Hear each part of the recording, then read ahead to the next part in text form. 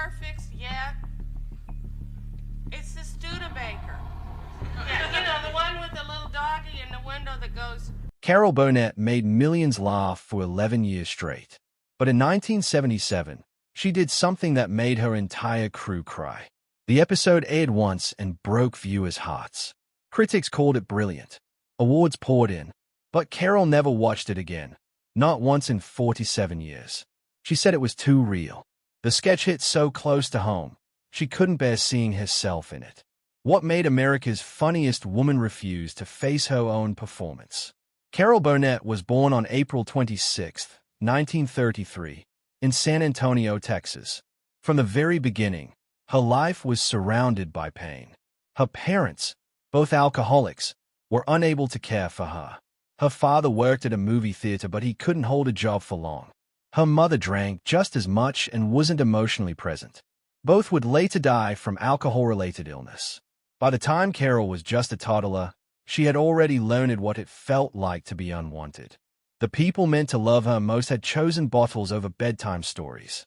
It was a lonely, unpredictable world, and Carol learned early on that laughter could protect her from breaking. When her parents fully gave up on raising her, Carol was taken in by her maternal grandmother, Mabel White. In 1940, they left Texas and moved to Hollywood. But there was no red carpet waiting. They live in a single, cramped room in a rundown boarding house surrounded by other broken souls, addicts, mentally ill tenants, people clinging to hope while starving on welfare.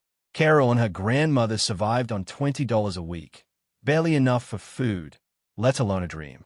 But Mabel gave Carol what she'd never had before, unconditional love. She was poor, yes, but she was finally safe. In the middle of that chaos, Carol invented an escape. She created a pretend twin sister named Karen. Karen was everything Carol wasn't: confident, beautiful, always smiling. And Carol made her so real that even the other tenants believed she existed.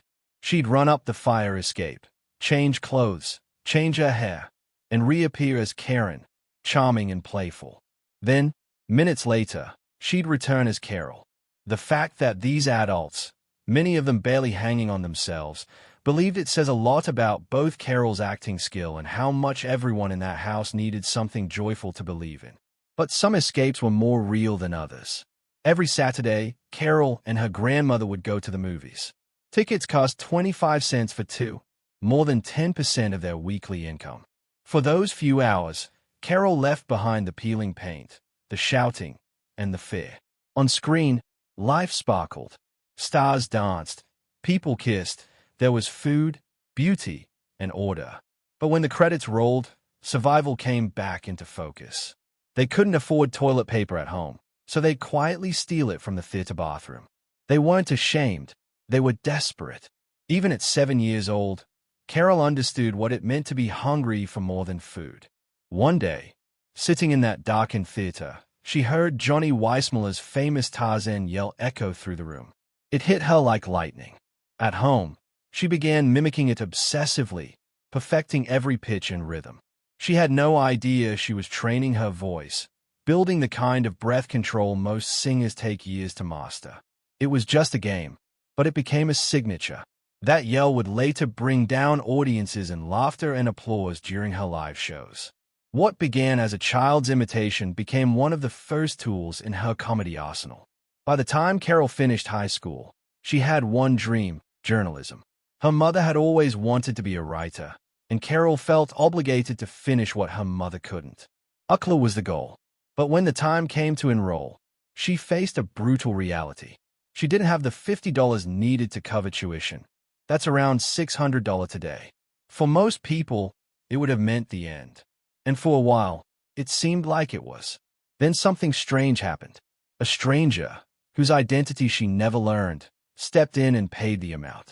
No strings, no explanation, just enough money to change her life. At UCLA, she planned to study journalism. But one elective theater class flipped her world upside down. In that room, something inside her clicked. She wasn't shy anymore. She wasn't poor or invisible. She was funny, loud, and completely alive. Her professors noticed it. So did her classmates. She could sing, act, and make people laugh in the same breath. Suddenly, journalism looked too small for her. She switched majors. It was risky, but for the first time in her life, she wasn't surviving. She was dreaming. That risk paid off quickly. At the end of her freshman year, she was named Most Promising Newcomer in UCLA's theater program. It was more than a title. It was a prophecy. It told her she wasn't crazy for chasing this dream. It gave her the courage to push harder, to take the stage seriously, and to stop apologizing for wanting more than just survival. The award opened doors, giving her better roles in school productions and support from mentors who could see she wasn't like the others. She wasn't just another hopeful actress. She had the kind of spark you couldn't fake. Carol Burnett was just a college junior in 1954, working as an usherette for 65 cents an hour, when her life took a strange turn at a party in San Diego. She wasn't there to celebrate. She was stuffing hors d'oeuvres into her purse to bring home to her grandmother. That's when a sharply dressed stranger approached her. He wasn't in showbiz. He was a millionaire shipbuilder from La Jolla. Carol told him she dreamed of going to New York to make it on Broadway but couldn't even afford UCLA's $43 tuition. The man made her an offer that sounded too good to be true, $1,000 each for her and her boyfriend Don Soroyan. But he gave them 3 rules. Never reveal his name. Only use the money to get to New York. And if they made it, they had to help others do the same. He didn't want credit. He just said someone had once helped him, and he was paying it forward. His wife would later say he'd done this kind of thing before, for gas stations, restaurants, and people chasing dreams. With the $2,000 in hand, Carol and Don packed up and left UCLA behind. They headed east in 1954, even though Carol had never been further than Texas. She didn't know anyone in New York, but she didn't care. She said later, "I didn't know enough to be scared." They landed in the city and checked into the Algonquin Hotel at $9 a night. It was too much. The money started disappearing fast. At one point, Carol broke down crying while making a collect call to her family, who begged her to come back. Then, right as she was about to give up, she heard a radio announcement. A hurricane named Carol was moving up the coast. She took it as a sign. Somehow, it gave her strength to stay. She soon found herself in a completely different world, the rehearsal club. It was an old boarding house for young women trying to break into the arts. For $18 a week, Carol got a cot in a shared room with 4 other actresses. There was only 1 bathroom and 1 closet. But to her, it was paradise. She'd been sleeping on a couch back home. The place buzzed with energy, girls practicing lines, singing, running around with curlers in their hair. To make ends meet, Carol worked as a hat-check girl at night and auditioned during the day. It wasn't glamorous, but it was real. In March 1955, she and the other girls put on a show called the Rehearsal Club Review and mailed out invitations to agents and producers. Big names like Marlene Dietrich showed up. That night, doors started opening.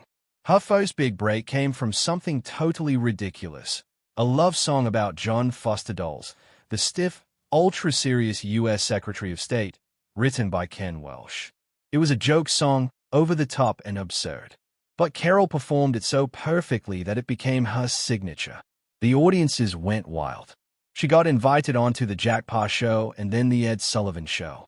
On January 6, 1957, she stepped out onto the Sullivan stage with her knees shaking.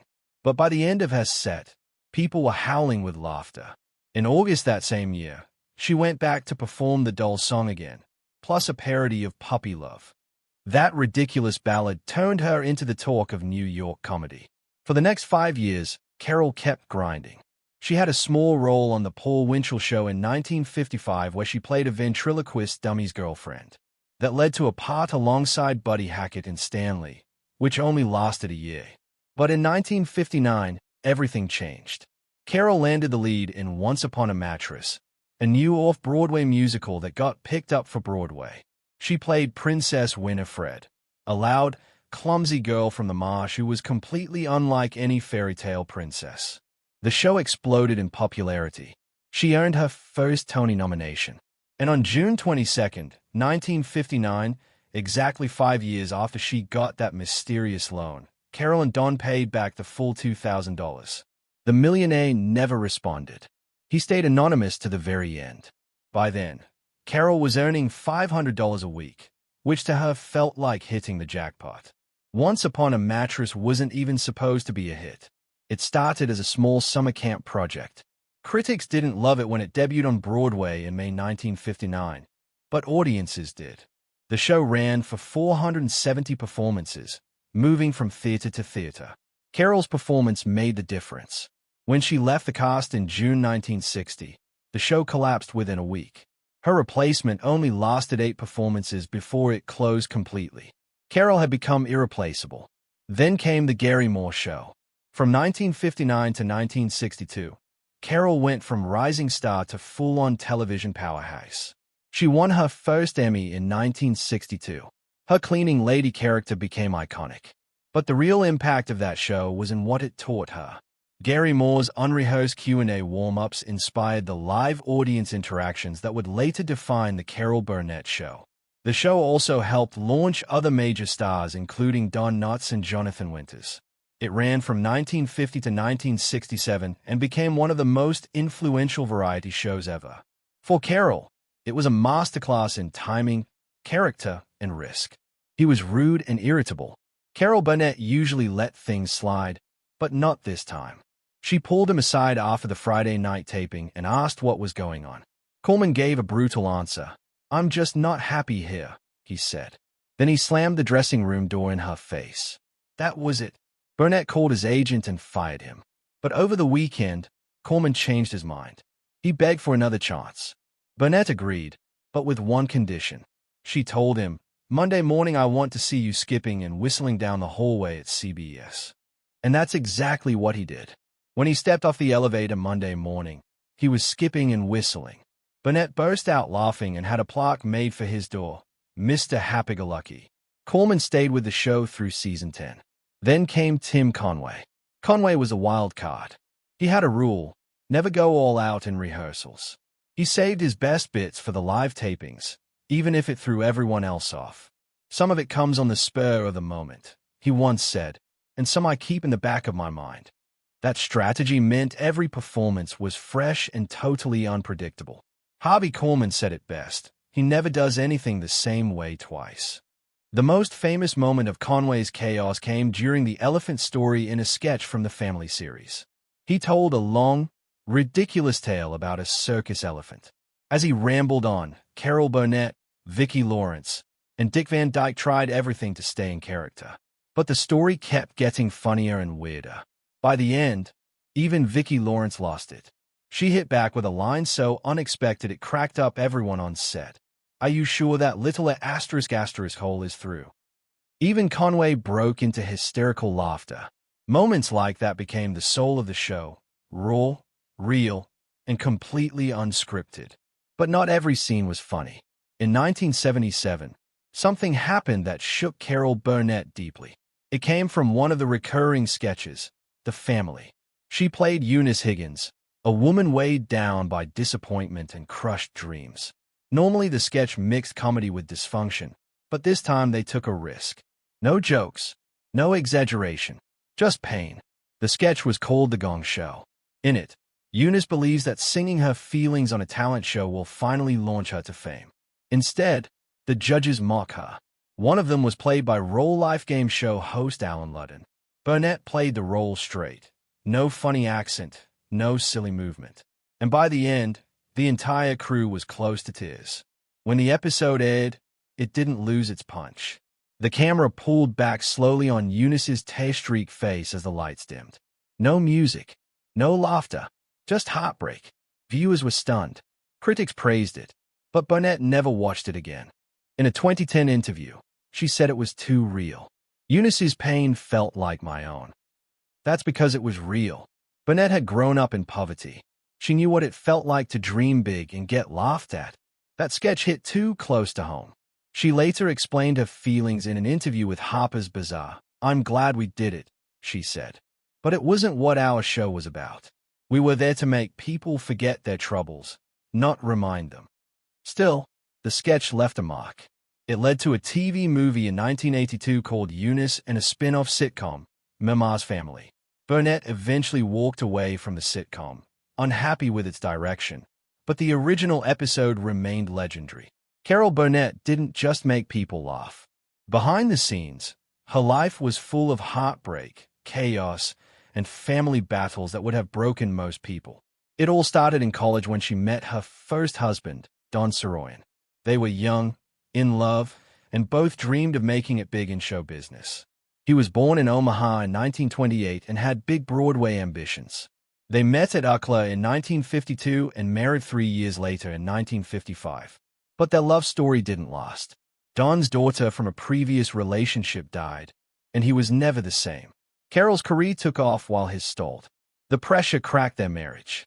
They separated on Christmas Day in 1959 and divorced in 1962. Don battled depression and alcoholism until his death in 1990 at just 62. He never reached the stage dreams he once had. Carol didn't stay single long. She met Joe Hamilton soon after.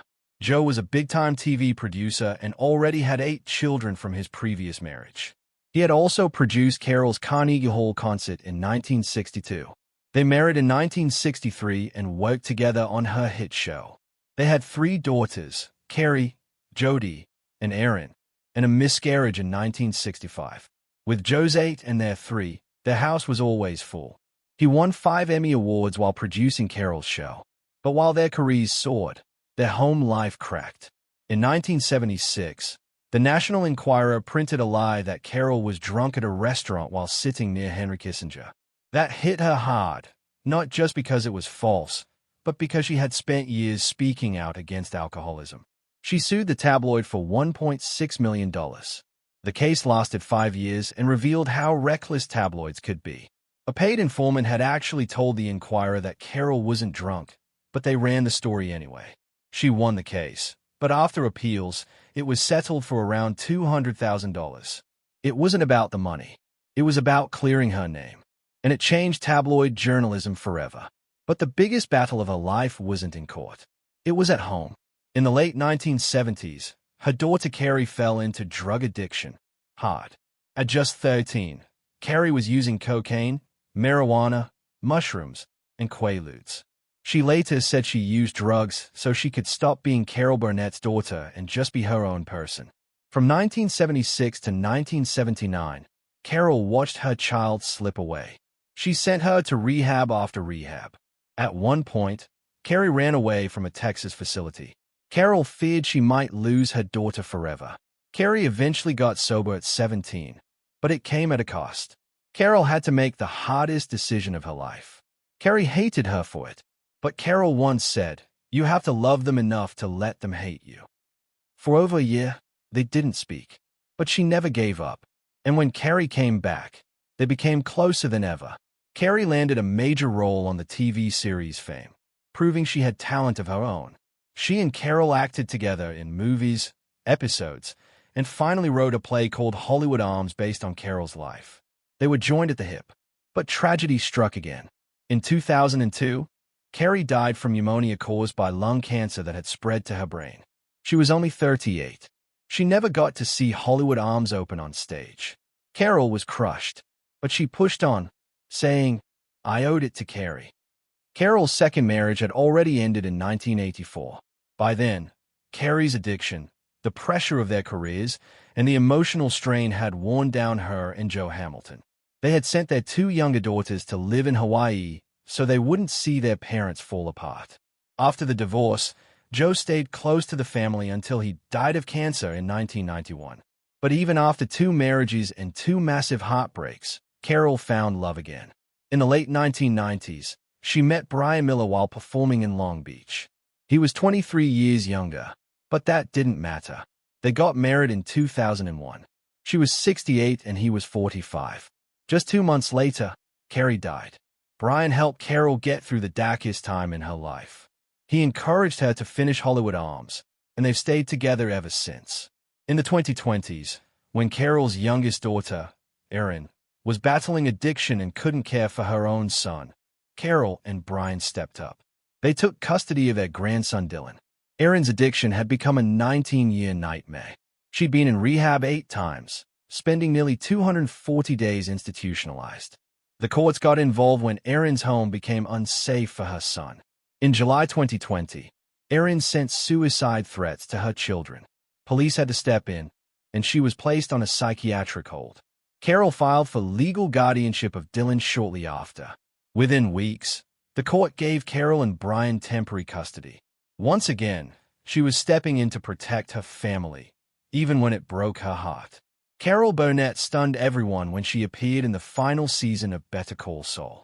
She was 89 years old, but her acting was sharper than ever. She played Marion, a kind but sharp elderly woman who slowly uncovered the truth about Saul Goodman. In the episode Waterworks, she sat quietly in her kitchen using Ask Jeeves to dig into Saul's lies. What she found changed everything. "I trusted you." That moment was unforgettable. Saul panicked. The tension built up until she delivered a single line that crushed him. He even considered silencing her forever. The show's co-creator, Vince Gilligan, later admitted that writing a scene where Saul thought about killing Carol Burnett's character felt awful. "She's an American treasure," he said. "But that's what made it so powerful." Her quiet strength and trembling voice made viewers sit on edge. Then she calmly hit her life alert button and turned Saul in. Critics called it one of the most chilling and brilliant moments in the show's history. That wasn't the only time Burnett surprised people with her range. Back in the 90s, she joined the cast of Mad About You as a guest star. The show was already a hit, starring Paul Racer and Helen Hunt. But Burnett's performance as Teresa took it to another level. In 1997, she won the Emmy for Outstanding Guest Actress in a Comedy Series. That win proved she wasn't just a sketch comedian. She could handle modern sitcoms just as easily. Her scenes felt real, natural, not the loud, physical comedy from her variety show days. It was quieter, smarter, and deeply funny. She won the American Comedy Award for her guest role 2 years in a row. That wasn't luck. It was skill, built from decades in front of an audience. And those 2 awards were just part of her massive total of 25 Emmy nominations throughout her career. In the 2000s, Burnett's voice took over where her physical comedy left off. She jumped into animated films, lending her voice to colorful characters that lit up the screen. Her biggest success came in 2008 in Horton Hears a Who, a CGI adaptation of a Dr. Seuss classic.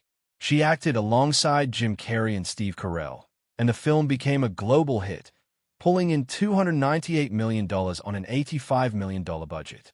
Years earlier, in 2001, she voiced Mrs. Hammerbotham in The Trumpet of the Swan, teaming up with Reese Witherspoon, Jason Alexander, and Mary Steenburgen. These roles introduced her to a whole new generation of kids who had never seen The Carol Burnett Show, but her voice carried the same warmth, charm, and wit. She didn't need to be on screen to make an impact. Her voice did all the work. Burnett's return to Broadway at the end of the 1990s felt like a homecoming. She starred in Stephen Sondheim's musical Review Putting It Together, which opened at the Ethel Barrymore Theatre on November 21, 1999. It ran for 101 performances and 22 previews. Burnett played the wife, standing beside theatre greats like George Hearn, Ruthie Henshaw, and John Barrowman. It had been 30 years since she last performed on Broadway. But when she hit the stage, it was like she never left. The show was even filmed live for television and home release, capturing moments both polished and unscripted, like when her skirt fell during a scene and she turned it into a gag mid-performance. Even critics who gave the overall show mixed reviews had nothing but praise for Burnett. She handled Sondheim's complicated music with ease, proving her stage presence was still unmatched. And just when people thought she had done it all, Carol Burnett reappeared, this time on Apple TV Plus in 2024. She starred in Palm Royal as Norma Delacourt, a wealthy Palm Beach woman who spends most of the series in a coma, until she suddenly wakes up. The role demanded a lot. Not only did Burnett have to perform physical comedy, she also had to create a kind of gibberish dialogue to mimic someone just regaining speech. She made it all up on the spot. That level of improvisation isn't easy at any age, but Burnett was 91. Her work earned her a nomination for Outstanding Supporting Actress in a Comedy Series, making her the oldest female nominee in Emmy history. The show premiered on March 20, 2024, and went on to earn 11 nominations. The cast was packed with stars: Kristen Wiig, Ricky Martin, Laura Dern, Allison Yanny. But Burnett still stood out. And once again, new viewers discovered a woman who had been entertaining the world for over 7 decades.